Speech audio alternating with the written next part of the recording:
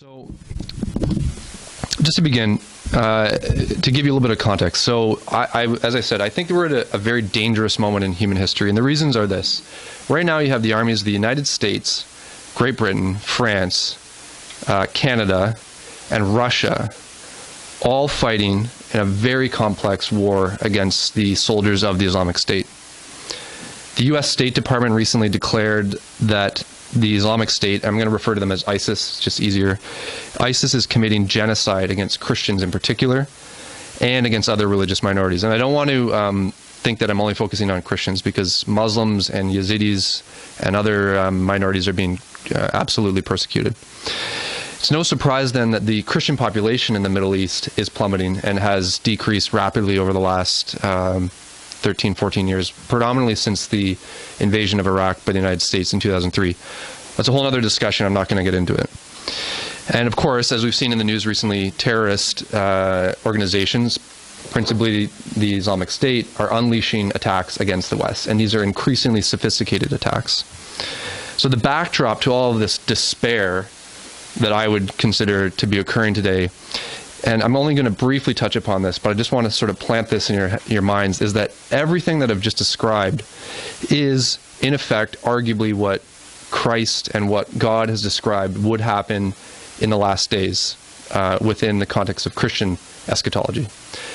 I'm not going to get into the specifics, because again, that is an entirely different topic, and it's an exciting one, and it's kind of a juicy, track the news, track the scriptures, but that's not my business, that's not my expertise. And I know there's someone back here who's a little more well-versed in this topic. So I believe it's that we need to have a clear appreciation of the seriousness of the threat that's in front of us in order to see the opportunity that God is presenting to his people to witness to the world. I think this is a world that's seeking truth and desperately seeking answers. And that's why I think we're here today. So I'd just like to open with a quick word of prayer. Lord, we just thank you for this chance to join together, to dig into your word, to dig into an understanding of current events so that we might see the hope and the joy and the peace that only you can provide. We pray that through this event we would have an understanding of our fellow brothers and sisters who are in the body of Islam, and that we can understand so that we can go out and go forth to bring your message of salvation through the gospel to them. I pray this now in your name. Amen. Okay. So just a very quick background. Thank you, Margaret, for the biography. Up until last fall, Up until last fall, I worked in the Office of Religious Freedom. In my bio, it says the International Security and Political Affairs Branch. That's my way of publicly sanitizing the fact that I worked for the one office that the new government shut down as of 2 weeks ago. And it's not because I'm embarrassed to have worked there. It's just that in the context of let me say, political sensibilities in the industry that I'm in now, I didn't want to be seen to be too close or too distant from governments, current or former governments. All that said, the time that I spent in the Office of Religious Freedom, which I think was incredibly valuable, insightful, discouraging in a lot of cases, has informed my worldview that I like to share and present in arguments and essays that I write. And so I want to share a bit of that passion that I've gained. And it's a passion that I consider to be the intersection between faith, politics, prophecy, and global affairs.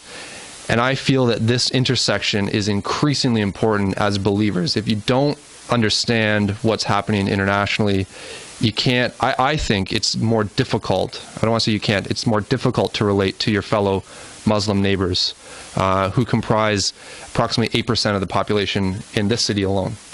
So when we talk about all these issues, I find that people, especially Christians, because we are a people of faith, are either a little bit fearful, pessimistic, dismissive, or judgmental. I've heard from some of you when it comes to talking about Islam. It's like it's a taboo term in many contexts. We can't really touch it because we don't want to offend people, and we don't want to step on toes, or we don't want to cross wires with your neighbor.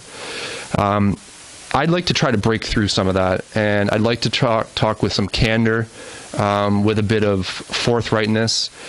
I'm not up here, I'm not in a bully pulpit here. I'm not here to bash Islam. I think you'll get that sense. But I am here to lay out some facts. And I think the facts and the truth are what will enable us as Christians to better understand these issues. And I've felt led by God in particular to share these insights, especially after a lot of the articles I've written, which I'd be happy to forward to you. If you just Google my name, you'll see them. There's a verse from Colossians 3, verse 16. Let the message about Christ in all its richness fill your lives. Teach and counsel each other with all the wisdom he gives. That's something that I've been, I guess, adhering to as I go in my journey. So first, I want to talk about misconceptions about Islam. And I realized after I put this PowerPoint together, that almost makes it seem like I'm going to defend Islam or protect Islam or something to that effect. What I actually want to do here is, I would say, correct false statements that people often make about Islam, or generalizations, okay? My friend Tony is going to get into the specifics a lot more, with a lot more detail, so I'm not going to attempt to get into the granular elements of it.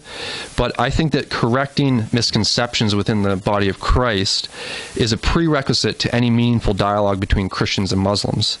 As Christians, we can't simply ignore, generalize, marginalize, or dismiss Islam. Keep in mind, this is a faith with 1.5 billion estimated followers. That's 21% of the global population. 1 in every 5 people alive today.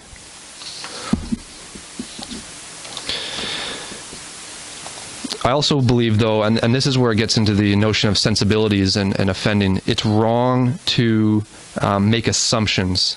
And I think it's dangerous to make assumptions. And that's why I feel it's necessary to correct. What I'm just going to go through are only 4 misconceptions about Islam.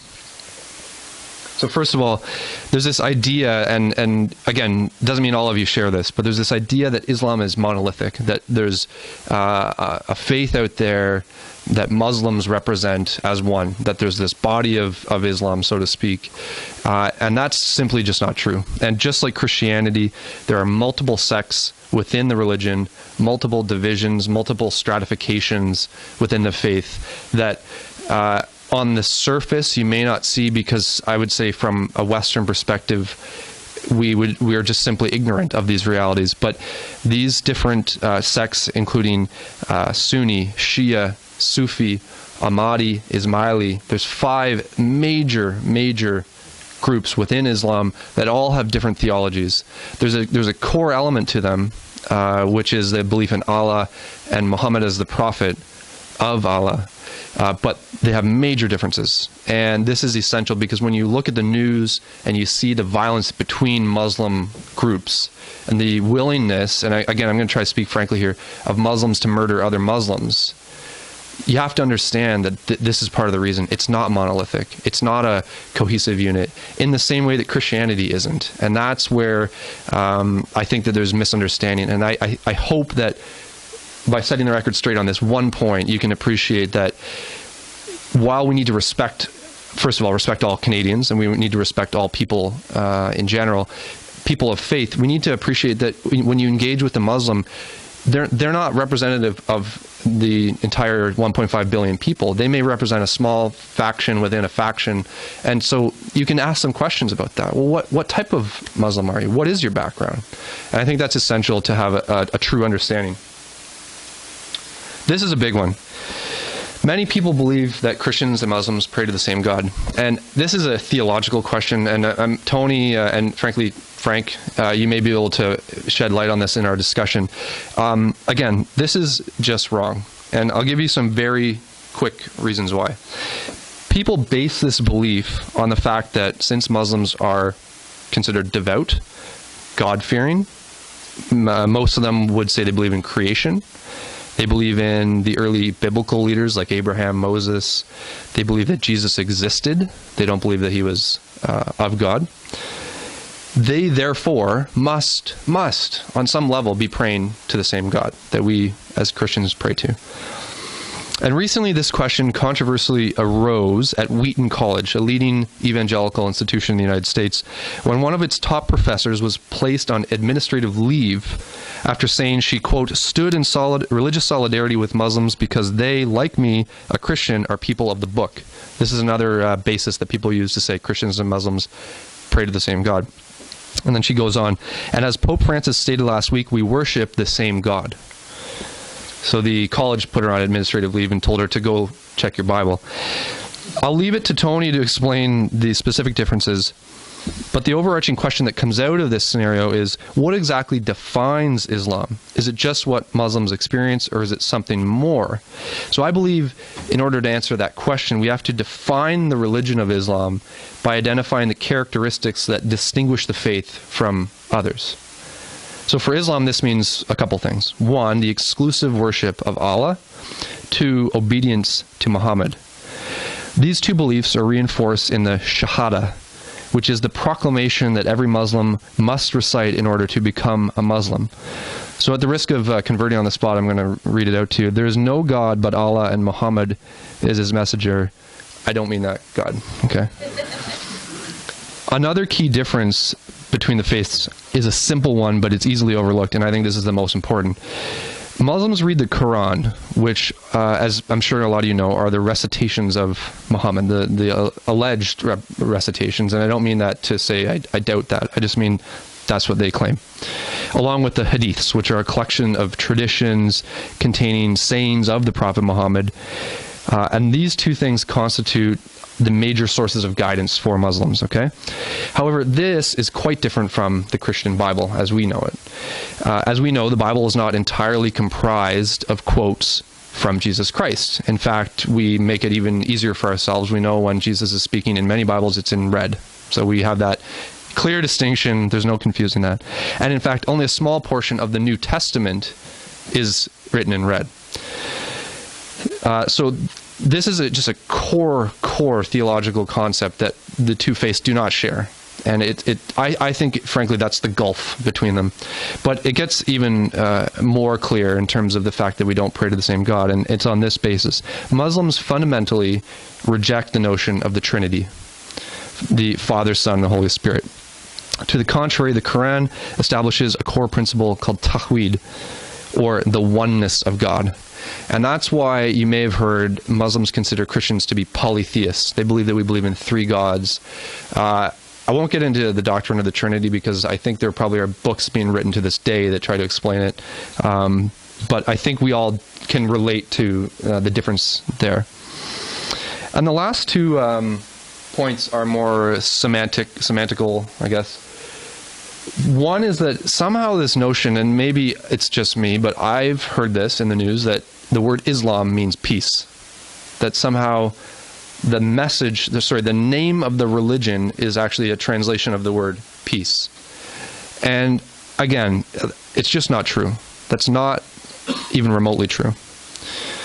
The Arabic word Islam actually directly translates as surrender, though it is related in its root in Arabic to the word salam, which means peace. And you may know Jerusalem, city of peace. It's a very crude translation from Hebrew. The word salam was actually derived from another word called aslama, which was a military metaphor meaning to make oneself safe through surrender. So if you connect these two concepts, you could argue that the word Islam actually means peace that comes from military surrender. And I think that's a core notion that you need to just kind of digest. That's what Islam actually means. And if anyone objects, by the way, to any of these ideas, please put your hands up at the end of it. I'll write it down and we'll have a discussion. The last misconception, I'll try to speed it up here a little bit, and this is a big one, so just bear with me, is that the faith Islam is a, quote, religion of peace. This is this notion that's just thrown out there all the time. And again, I'm not here to broadside 1.5 billion people. I'm here to go through some basic facts. And of course, it's a massive topic and the subject of ongoing debate. So I'm only going to provide a few key points, and I'm not intending to disprove or prove anything in particular on this point. But there are facts recorded in history and recorded in the Quran which establish that I would argue this is a false statement. And bear with me, okay? Dr. Nabil Qureshi, a Muslim convert to Christianity and a Christian apologist, he was referenced here. He's got a book, Seeking Allah, Finding Jesus. He also has a brand new book called Answering Jihad, which I'm about to quote from. He provides an extremely helpful summary in Answering Jihad.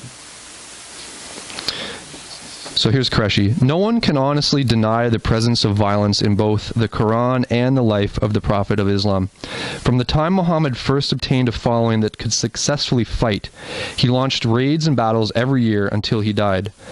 According to David Cook in Understanding Jihad, Muhammad commissioned or personally participated in 86 battles during that time, which is more than 9 battles a year.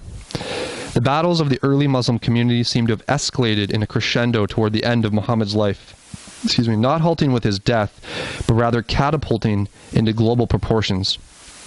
And this is, the next lines I think are really crucial here. As soon as the Prophet of Islam died, there came the apostate wars, then the overthrow of Persia, and then Muslim campaigns into Egypt and beyond. Within 2 centuries of the advent of Islam, Muslim conquests expanded Islamic territory from the shores of the Atlantic well into the valleys of India. At the end of that era, the most influential hadith collectors gathered whole books documenting Muhammad's conduct and commands during times of warfare. Shortly after them, the great Islamic jurists systematically codified Sharia, or Islamic law, devoting whole branches of jurisprudence to the proper practice of warfare. After reading that, you may believe I'm trying to argue that Islam is violent, the inverse of the other statement, that Islam is a religion of peace, or that all Muslims are violent. I'm not arguing that. What I am noting from my discussion that's about to follow about ISIS is that the very foundational history of Muhammad, as detailed in the Quran, is overwhelmingly violent. I believe that clarifying these misconceptions provides critical historical understanding into the origins of Islam, and thus helps us as Christians to understand how a movement like the Islamic State can claim to represent, quote, true Islam. And knowing that my friend Tony will dive into some of the details further, I'm going to leave it at that. So many people talk about radical Islam. This is the term, if you're as old as I am, you remember 9/11, and it's like suddenly everyone's talking about radical Islam and jihadists, and the Taliban, which suddenly we don't talk about anymore, or Al-Qaeda, which we also aren't really talking about anymore, but now it's all about the Islamic State. There's nothing wrong with the term radical Islam, but I believe a much more accurate term in 2016 is apocalyptic Islam. And I'll go into this for a few reasons. As I mentioned, in March 2016, so a month ago, the U.S. State Department, which I recently visited on a visit to D.C. a week ago, stated that the Islamic State is committing genocide in Iraq and Syria against Christians, Yazidis, and Shia Muslims. This genocide, and I probably don't need to repeat this, but has included mass beheadings of Christians in Libya, crucifixions of men, women, and children, the capture of women and children as sex slaves, and systematic torture. I did not think it was necessary to show pictures, but it is it's unimaginable if you do even a Google search what you can find. So the numbers in this regard are staggering. The Christian population has been shrinking, and rapidly so. Now, ISIS and other radical Islamist or apocalyptic Islamist groups are not only targeting Christians, but the majority of their violence is actually directed at fellow Muslims who they accuse of being apostates, of not being true believers. And ISIS leaders have publicly stated on their record their intention of destroying Christianity and eliminating Christendom. ISIS, I believe, and I think everyone recognizes this, is driven by an apocalyptic agenda. Its followers believe that these are the end of days. And I want just that idea to sink in for a second. They think right now, 2016, while we're here, this is the last days for Islam, for the world, for humanity. And I think this is overlooked by the secular media, by, let's say, Western leaders. I frankly don't think our current leader, and I'm not going to get into politics, I don't think our current leader understands that. And by the way, I very much try to be strictly nonpartisan in everything that I'm doing. But I haven't seen that evidence from our own government. I think the U.S. government sort of gets it. They are the ones waging a massive air campaign against the Islamic State, so you can't really doubt that they understand that. But the question is this: why is ISIS growing? And what do they believe? During my time in the Office of Religious Freedom, there we go, one question that was never really answered clearly for me, and which I've been seeking to answer, is this: when global progress, okay, both social and technological, is greater than ever, how is it possible that ISIS is growing around the world? What exactly are young Canadians, Americans, Brits, Scots, Frenchmen, Germans, you name it, what exactly are they being taught in Western mosques and online before being convinced that they should fly off to carry out jihad? This is a question that, frankly, in the Office of Religious Freedom, we never really got to drill into, and this is why I think, okay, a little bit of politics, I think it's a shame that the Office of Religious Freedom was shut down, because this is the work that we were doing. That said, here I am now, I'm out, I'm free, I'm not in government. I believe the answer to these questions is found in a term which the secular Western mind and media might scoff at, and that is Islamic eschatology. That is the branch of Islamic theology concerned with the final events in the history of the world and humankind. In other words, the Islamic end times. To understand why ISIS has so rapidly advanced, both militarily and ideologically, any serious observer of global affairs and any serious Christian must explore Islamic beliefs and statements about the end of the world. Quote, this knowledge will facilitate a discerning perspective of the grave realities represented by the return, the so-called return of the Islamic Caliphate, and will reveal the intellectual threat posed to the world by ISIS's ideology and its growing number of sympathetic followers. So I'm going to just go now through briefly a little history of the Islamic State. And it's kind of weird, I think, to say that, because this is an organization that 3 years ago no one had heard of. What is the Islamic State? Like that, what does that term even mean? But it's crucial that we understand this, and we understand what they've declared to be their intentions, okay? So on June 29th, 2014, Abu Bakr al-Baghdadi declared the creation of the Islamic State, identifying himself as Caliph Ibrahim. Now, in this talk, I'm going to refer to him as the Caliph. It's just easier.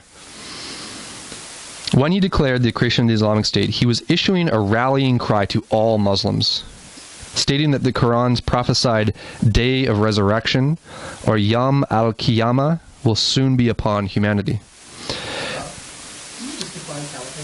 Yeah, so the caliphate, that's a great question. The caliphate is the establishment or the creation of what the Islamic State believes to be a final global government. They believe that the caliphate is the final culmination of Islamic prophecy, of Islamic thought, of Islamic belief, of leadership. Everything that Islam has worked towards is to establish one government over the whole world in what they call the caliphate, or the Khalifa. Oh, microphone, yeah. I think I put mine on. No, I forgot. Oh, well.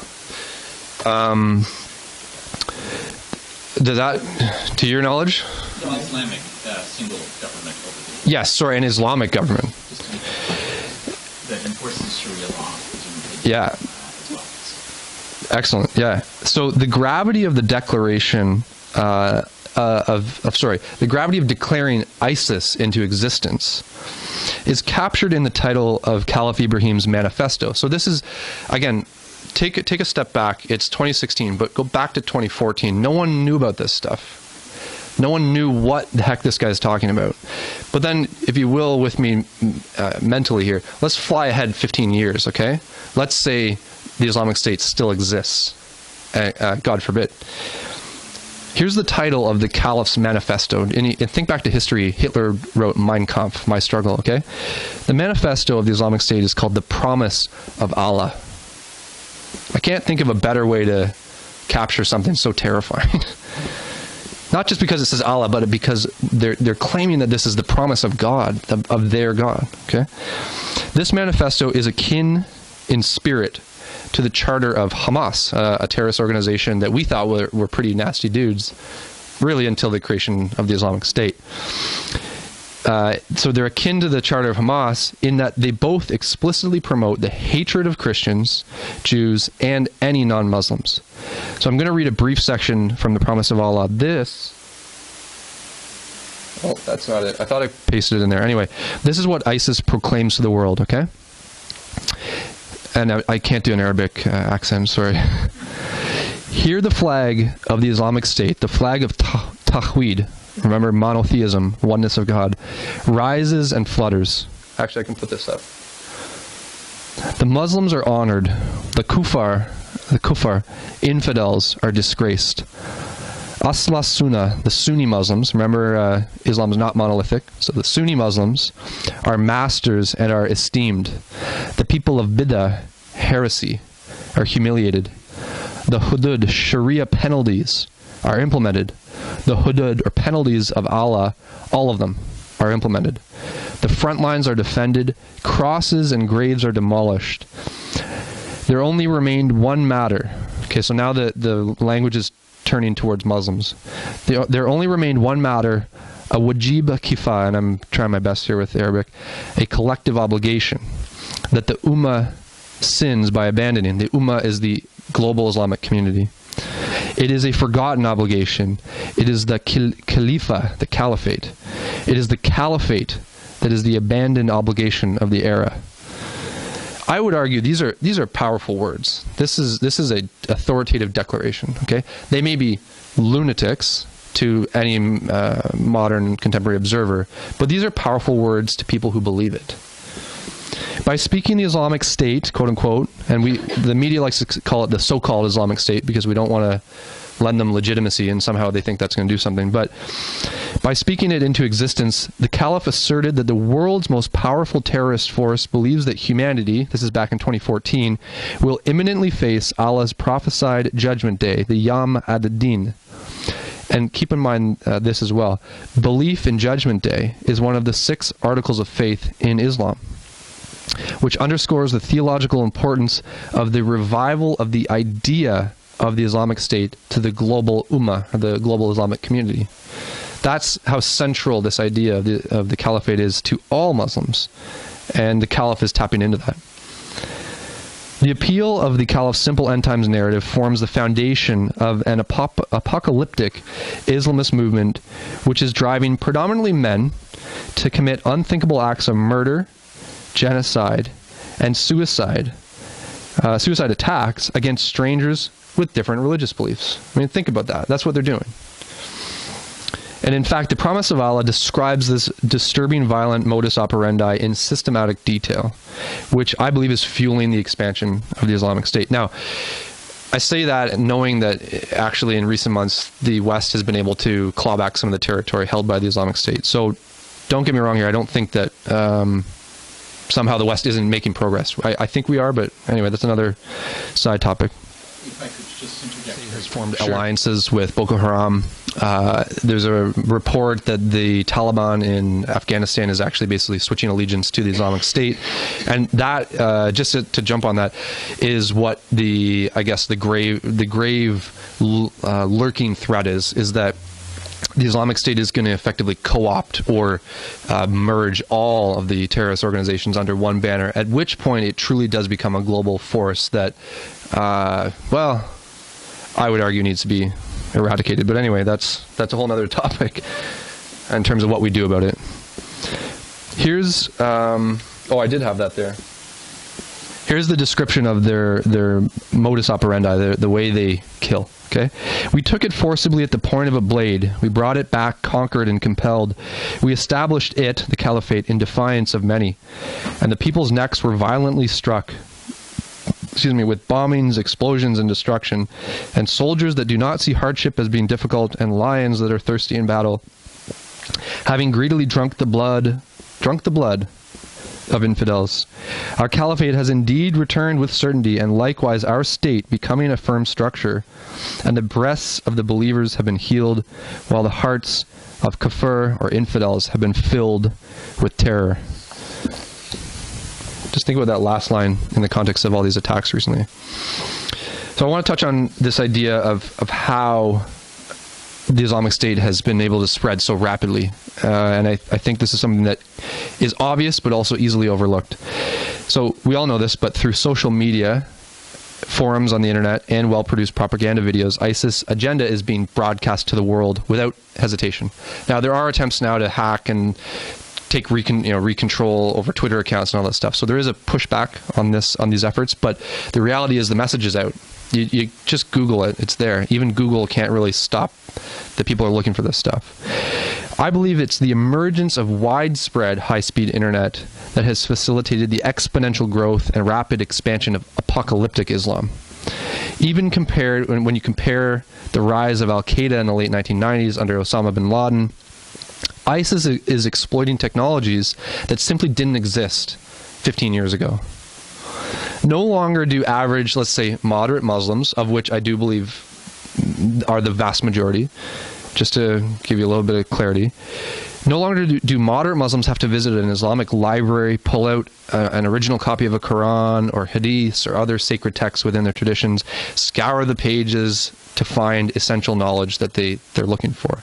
Instead, through YouTube, Facebook, Twitter, forums on what are called the dark web, which is encrypted and difficult to shut down, anyone on earth, anywhere, in the palm of their hand, has rapid access to highly produced and targeted propaganda.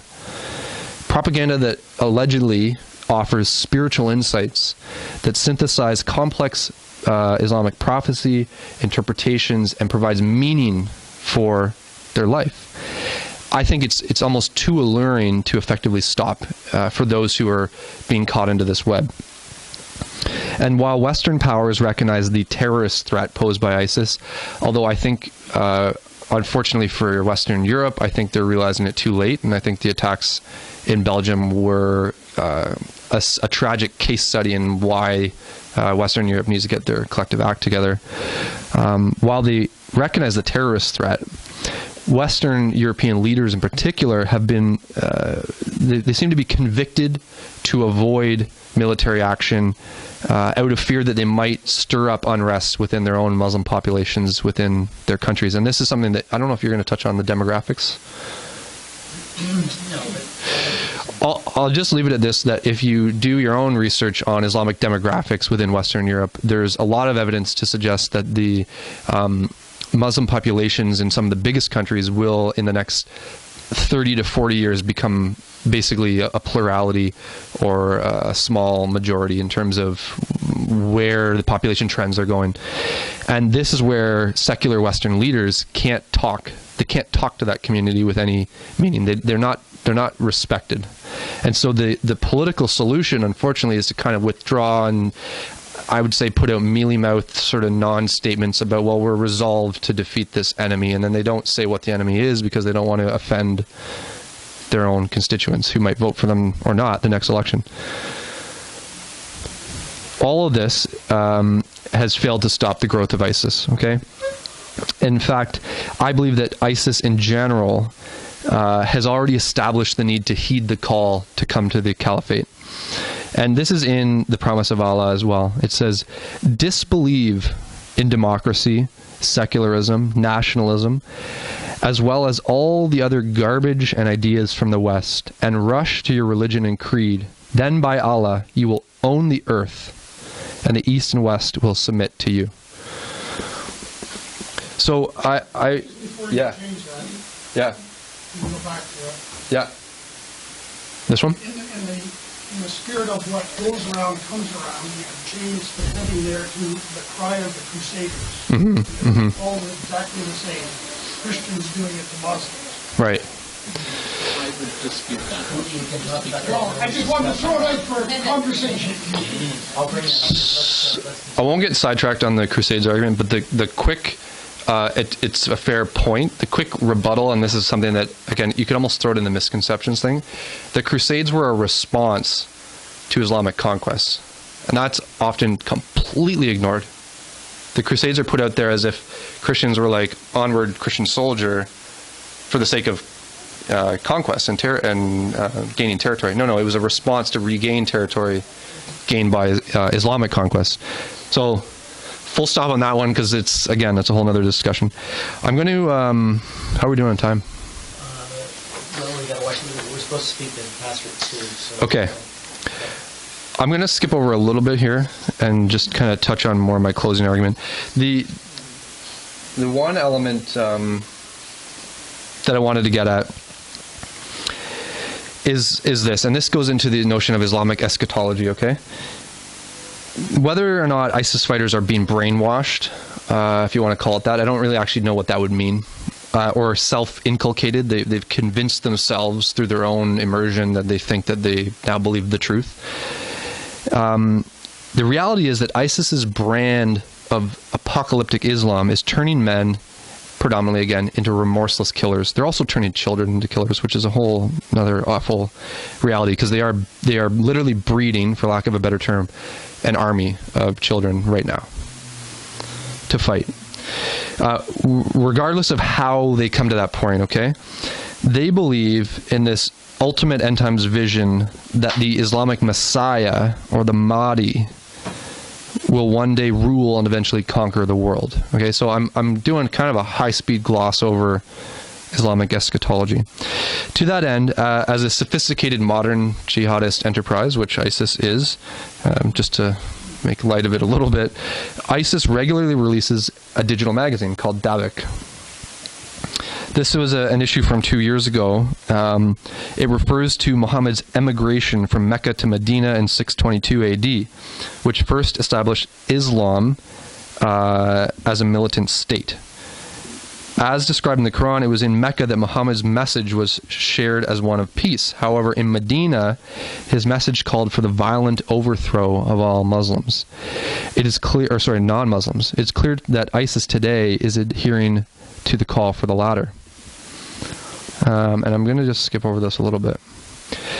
A couple of key points, though. ISIS recognizes Islamic prophecies, which are found predominantly in the Hadiths, state that the Mahdi will return to earth after a time of great turmoil and suffering upon the earth, and will establish justice and righteousness throughout the world by eradicating tyranny and oppression. So take the two concepts, the caliphate and the Mahdi, you kind of put them together, and you can see what they ultimately believe is their objective, their end goal. So comparatively, the prophetic emergence of the Mahdi would be to the majority of Muslims what the return of Jesus is to us as Christians. And what's interesting is that Muslims actually believe that Jesus will return to join Muhammad and join the Mahdi in a final battle. And again, I'm kind of doing a high-speed pass on all this stuff, but that's where the message can get even more confusing when you start comparing Christianity and Islam. Now, importantly, Abu Bakr al-Baghdadi, the current caliph, has very clearly not declared that he is the Mahdi. So this is an interesting caveat. The current leader of ISIS does not say, does not believe, and I don't think will ever say that he's the Mahdi. There's also rumors that he was hit in an airstrike, so that's a whole other point. Nonetheless, it's the very prospect of a future leader with the theological and prophetic capacity to unite Sunni, Shia, Sufi, Ahmadi, Ismaili Islam, which may serve, I believe, most prominently to quote-unquote fulfill Islamic prophecies concerning the end times. And so just to really gloss over a couple of pages here, I would argue, and again, I don't claim to know or have any divine inspiration here, but I would argue if the Islamic State survives, what you can look for, or what you may see, and I'm going to hypothesize, is that there will be a leader who emerges who claims to be the Islamic Messiah. Now, when I say that, I personally feel that I'm walking out a little bit on a plank, because I'm not, first of all, I'm not an Islamic scholarly expert. I'm not an Islamic eschatological expert. But I've read a lot. I've done a lot of reading and research, and I feel that this is what the trajectory of the Islamic State is. That especially if they get backed into a corner, if there is a Western military boots on the ground response, this is what they may declare, that there is that the leader has emerged, that their Mahdi has returned to earth. And I think that's what could come about. So I'm going to skip over a little bit. What I want to end on is more of a message of hope, a hopeful note. Because I think as a Christian, we need to, first of all, remember that, as my dad says, check the last page of the Bible, we win. Don't worry, we win. Whether you want to call it winning the end of the world, I don't know. But anyway, as this presentation is being delivered, men and women are still choosing to leave the modern comforts of Western civilization to join an apocalyptic death cult in the most war-torn region on Earth. Their decision to exit the stability, prosperity, and security afforded by the wealthiest nations to instead become a soldier in the genocidal army of the Islamic State betrays the unsettling truth of our present era, and that is this: secular, materialist, hyper-connected modern life offers no meaningful, coherent counter-narrative against the preachers of hate, destruction, and messianic end-of-the-world fantasies. Because if there was a secular counter-narrative that worked, it would have been employed by now, and the Islamic State would have been defeated. Unfortunately, and I think this is to the chagrin of prevailing progressive mainstream Western opinion, the only counter-ideology capable of ultimately defeating the evil of the Islamic State is found in the gospel of Jesus Christ. Sorry. It's found in the gospel of Jesus Christ, and it's found in a radically genuine application of Jesus' teaching. I don't know why that caught me. You need only witness the American presidential primaries. I'll leave it at that. The rising nationalist parties across Europe, and the general xenophobia surrounding refugees, which there's a lot of policy debates there that I won't get into. You only need to witness all of those to realize that the fear of the other is on the march globally, lockstep, I believe, with the unchecked evil espoused by the Islamic State. Compounding the West's failure to grapple with this problem of evil, persecution, and violence directed at all communities, are random stabbing and ramming attacks across Israel, inter-Muslim sectarian bombings, so we have Muslims killing Muslims, terrorist attacks in Indonesia, Burkina Faso, Belgium, France, Yemen, and Western-born ISIS terrorists beheading other Western-born journalists and aid workers. You put that into a blender and it just doesn't make sense. So philosophically and practically, an ideology which both promotes total hatred of others and cherishes death, such as that of the Islamic State, can only be comprehensively countered by one which promotes unconditional love, total unconditional love, even of enemies, and which values life. To defeat an ideology which trumpets as its maxim, as its highest goal, death itself, it is imperative to foremost promote individual level reconciliation. That is, to make a personal decision to irrefutably change, which is capable inside every human heart and soul. This type of internal personal healing is only truly offered through the salvation gospel of Jesus Christ. Now, to the point about the Crusades, this is not a call for a new crusade, or the deployment of Bible-thumping Marines, or, I hope, not merely wishful evangelical thinking. Rather, it is a call for the considered and deliberate application of the words of Jesus Christ, who imparted on humanity this eternal, relevant order. This is my command: love each other.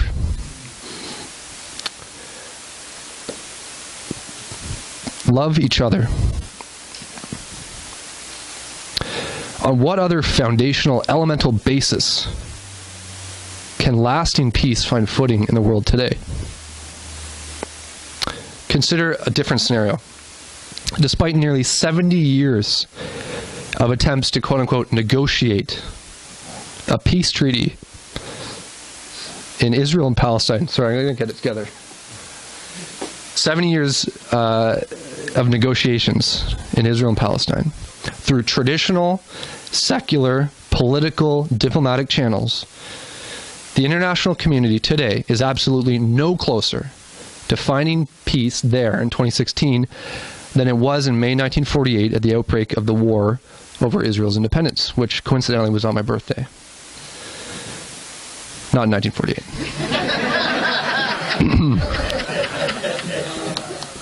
Similarly, in Iraq and Syria, attempts to engage in any meaningful shared intellectual dialogue with extremist Islamist fighters are utterly fruitless, driven as they are by a visions of an end-of-the-world battle in the Middle East. And by the way, I didn't mention it, but that Dabiq magazine, Dabiq is the so-called location where ISIS believes the final battle for all of humanity will occur, which is in Syria. So it makes you understand why they're fighting there. And I'm wrapping up here. In turn, endless killing has become the West's only effective policy tool, meaning the only response that the secular prevailing global agenda has come up with is, well, let's just shoot a bunch of missiles at them from drones, because I don't want to go on the ground and fight them. Now, I don't want to go on the ground and fight them either. I don't think anyone in this room does. But that's become the only response. We just got to kill them all.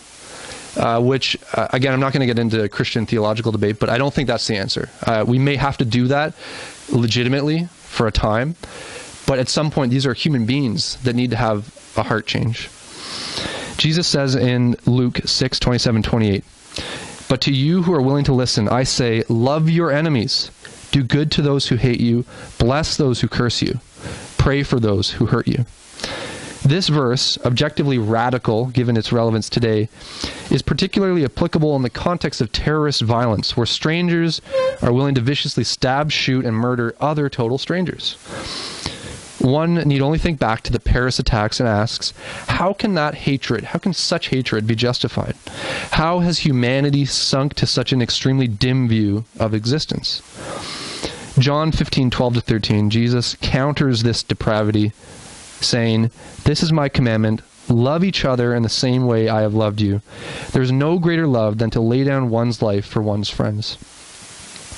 Jesus implores us that the highest love is found in saving lives, rather than ending them.